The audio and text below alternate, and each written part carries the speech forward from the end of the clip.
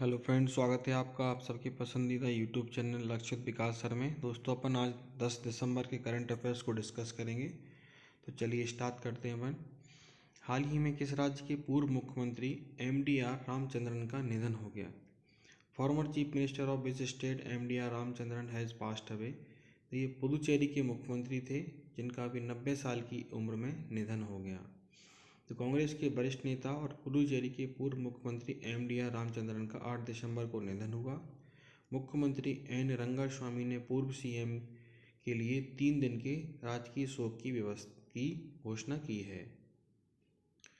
Next fact है, हाल ही में IBBI ने कहाँ दिवालियापन समाधान पर अंतर्राष्ट्रीय सम्मेलन की मेज़बानी की है?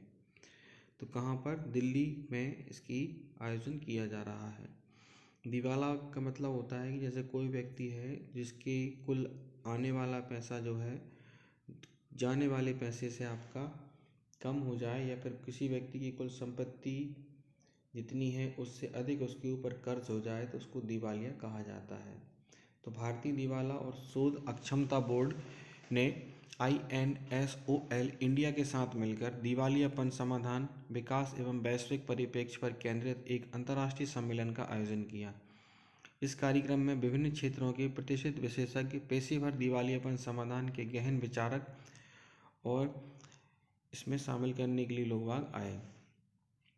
इस अवसर पर भारतीय रिजर्व बैंक के deputy governor Shri M Rajeshwar Rao मुख्य अतिथि के रूप में यहाँ पे उपस्थित हुए। उन्होंने 2016 से दिवाला और शोधन अक्षमता संहिता की परिवर्तनकारी यात्रा के बारे में बताया। ठीक है, तो इसमें यही बताया गया है कि किस तरीके से कोई व्यक्ति अगर दिवालिया हो जाता है तो कैसे उसको मदद की जाए, कैसे उसको पुनः स्थापित किया जाए, ये सारा का सारा इसमें बताया जाता है। ठीक है, बैंकों की तुलन पत्र को साफ करने के हेतु पर्याप्त प्रगति स्वीकार करते हुए डिप्टी गवर्नर ने सुधार की संभावित क्षेत्रों का भी उल्लेख किया है ना। तो उस व्यक्ति को कैसे ऋण दिया जाए जिससे कि वह व्यक्ति पुनः स्थापित हो सके, पुनः अपने व्यापार में आगे आ सके। नेक्स्ट है, हाल ही में किसे RBI का नया गवर्नर नियुक्त किया गया है? Who has recently been appointed as the new RBI governor? तो ये श्री संजय मल्होत्रा जी को हम लोगों ने नया RBI का गवर्नर नियुक्त किया है ना। तो आप सबको पता होगा कि अभी वर्तमान में हमारे RBI के जो गवर्नर हैं वो श्री शक्तिकांत जी हैं, जिनका कार्यकाल पूरा हो रहा है, और इसीलिए श्री संजय मल्होत्रा जी को इस पद पर आपका नियुक्त किया गया है। राजस्व सचिव हैं वर्तमान में संजय मल्होत्रा, इनको RBI का नया गवर्नर नियुक्त किया गया है। मल्होत्रा अब मौजूदा RBI के 26वें गवर्नर के रूप में वर्तमान गवर्नर शक्तिकांत दास की जगह लेंगे। बता दें कि 10 दिसंबर को RBI गवर्नर शक्तिकांत दास का कार्यकाल पूरा हो रहा है। संजय मल्होत्रा जो है वो 1990 बैच के राजस्थान कैडर के IAS अधिकारी हैं।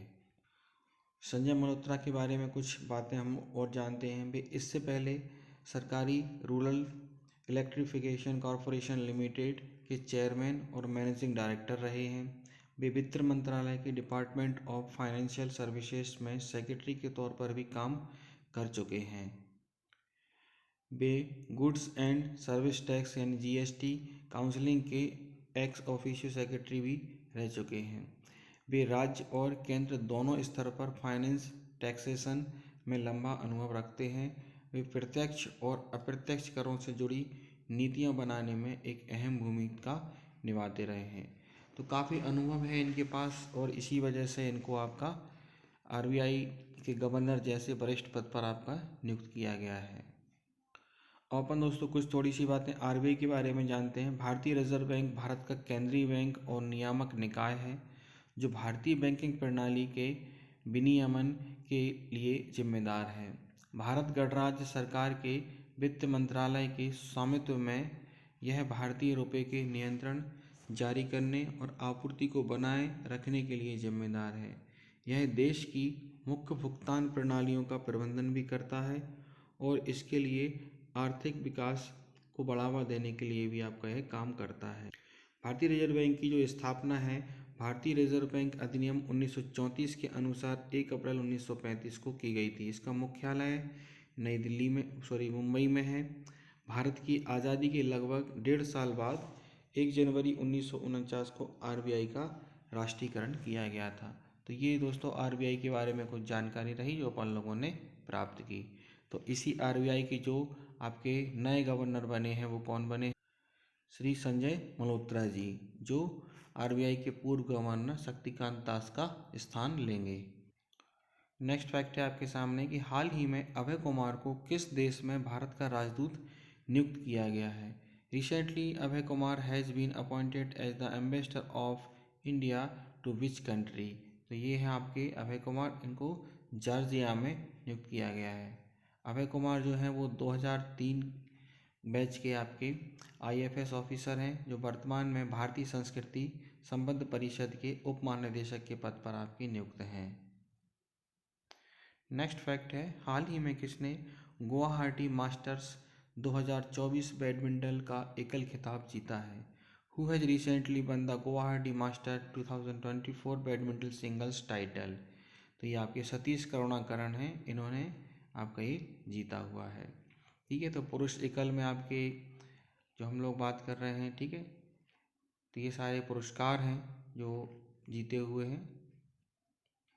हाल ही में किसे बीसीसीआई का कार्यकारी सचिव नियुक्त किया गया है? Who has recently been appointed as the executive secretary आपका ऑफ बीसीसीआई? तो देवजीत सैकिया जो है वो इस पद पर आपके नियुक्त हुए हैं। तो आपको पता होगा कि अभी हमारे बीसीसीआई के जो सचिव हैं जय शाह, इनको अभी आईसीसी का चेयरमैन नियुक्त कर दिया गया है। तो वह पद खाली है, इसलिए उस वहाँ पर कार्यवाहक पद के रूप में आपके इनको देवजीत सैकिया को लाया गया है। नेक्स्ट है, हाल ही में प्रधानमंत्री मोदी ने कहाँ बीमा सखी योजना लॉन्च की है? Recently prime minister Modi said that बीमा सखी योजना हैज़ बीन लॉन्च्ड है। तो ये बीमा सखी योजना जो है वो आपकी पानीपत हरियाणा में आपकी ये लॉन्च की गई है। प्रधानमंत्री श्री नरेंद्र मोदी ने हरियाणा के पानीपत में महिला सशक्तिकरण और वित्तीय समावेश के लिए अपनी प्रतिबद्धता के अनुरूप भारतीय जीवन बीमा निगम की बीमा सखी योजना को लॉन्च किया है। अंतर्राष्ट्रीय भ्रष्टाचार विरोधी दिवस कब मनाया जाता है? When is international anti corruption day celebrated? तो ये आपका 9 दिसंबर को मनाया जाता है। तो भ्रष्टाचार विरोधी जन जागरूकता बढ़ाने के लिए आपके 31 अक्टूबर 2003 को भ्रष्टाचार के खिलाफ संयुक्त राष्ट्र कन्वेंशन के पारित होने के बाद 9 दिसंबर को प्रतिवर्ष अंतर्राष्ट्रीय भ्रष्टाचार विरोधी दिवस मनाया जाता है। यानी करप्शन की रोकथाम के लिए ये मनाना शुरू करा है हम लोगों ने। भ्रष्टाचार विरोध यानी कि भ्रष्टाचार का विरोध करना, कि कहीं पर भी आपके करप्शन ना हो, उसकी रोकथाम के लिए हम लोगों ने ये कदम उठाए हैं। नेक्स्ट है, हाल ही में अंतर्राष्ट्रीय मानवाधिकार दिवस कब मनाया गया? When was international human rights day celebrated? Recently 10 दिसंबर को आपका मनाया गया। अंतर्राष्ट्रीय मानवाधिकार दिवस हर साल 10 दिसंबर को मनाया जाता है। साल 2024 में यह दिन 76वीं बार आपका मनाया गया। इस दिन को मनाने की जो वजह है, 10 दिसंबर 1948 को संयुक्त राष्ट्र महासभा ने मानवाधिकारों को की सार्वभौमिक घोषणा को अपनाया था। यह घोषणा मानवाधिकारों का पहला वैश्विक बयान था। इस दिन को मनाने का मकसद दुनिया भर के लोगों को मानवाधिकारों के महत्व के प्रति जागरूक करना और इनका पालन करने के लिए प्रेरित करना है। यानी मानव अधिकारों की जो घोषणा थी वो 10 ही दिसंबर को की गई थी, इसलिए इस दिन आपका इंटरनेशनल ह्यूमन राइट्स डे के रूप में इस दिन को हम लोग मनाते हैं। अब इस दिन को मनाने का जो तरीका है वो किस तरीके से यह दिन आपका मनाया जाता है। इस दिन कई तरह के सांस्कृतिक कार्यक्रम और प्रदर्शनियाँ आपकी लगाई जाती हैं। इस दिन मानवाधिकारों से जुड़े कई सरकारी और गैर सरकारी संगठन खास कार्यक्रमों का आयोजन करते हैं। इस दिन नोबेल शांति पुरस्कार और संयुक्त राष्ट्र मानवाधिकार पुरस्कार भी दिए जाते हैं। ठीक है दोस्तों, ये आपको याद रखना है कि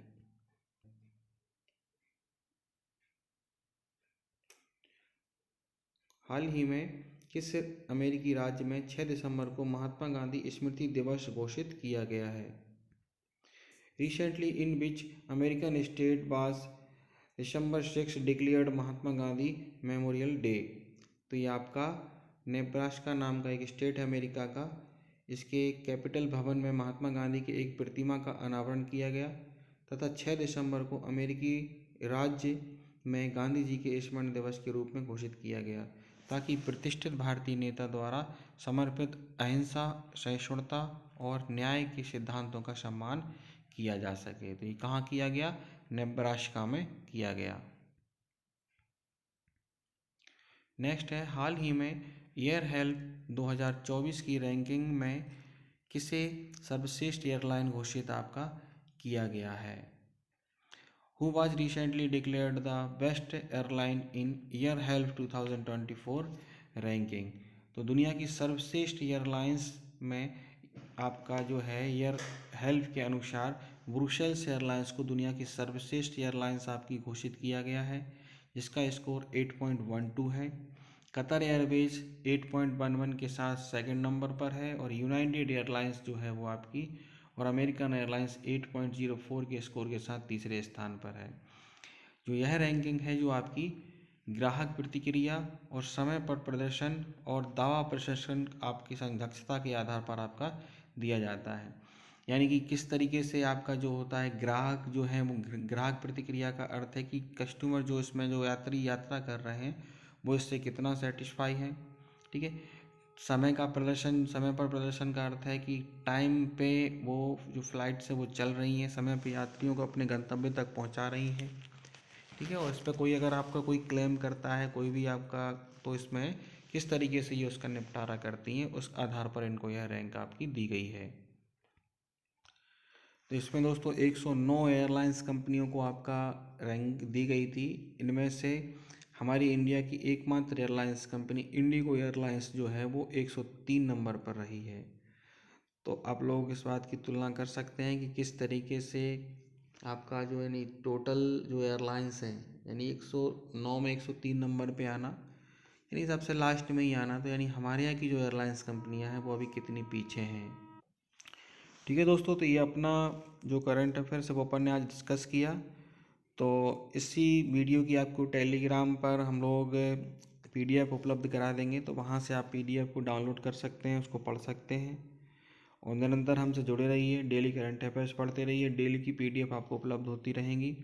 और हमारे चैनल पर मैं कुछ क्विज़ डालता हूँ डेली, तो उनको भी आप लोग अच्छे तरीके से देखते रहिए, समझते रहिए। जुड़े रहिए हमसे। जय हिंद, जय भारत। थैंक यू दोस्तों।